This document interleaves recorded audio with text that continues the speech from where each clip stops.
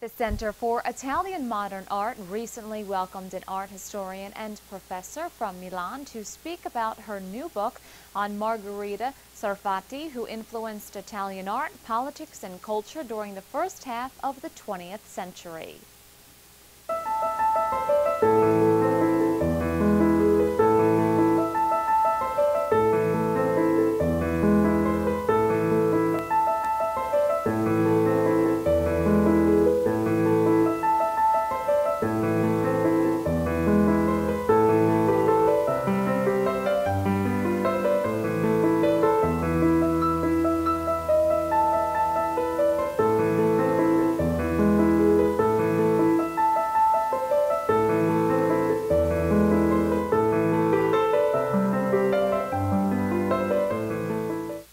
To read again Margherita Sarfatti, and this is the first biography written by an Italian author and by an art critic, as I am an art critic, so I read the life of Margherita Sarfatti also by an artistic point of view. She is important because she was the one who invented the Novecento movement, that is the movement of Italian contemporary artists in 1922, and then from that movement starts also Novecento Italiano, and all the exhibition abroad and the organization of Italian art abroad. She's the one who forged Mussolini thought from the beginning.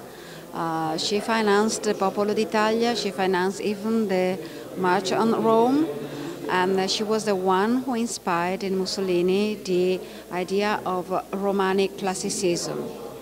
And so she had an important role in fascistic aesthetic. When did you realize the influence your grandmother had on history? I don't know. In Montevideo, the girls, very nasty girls, would tell me, Mussolini is your grandfather. And I said, what? My father hated that. Is that how you found out? My father did not like to talk about it, and he said, I don't like to talk about it. But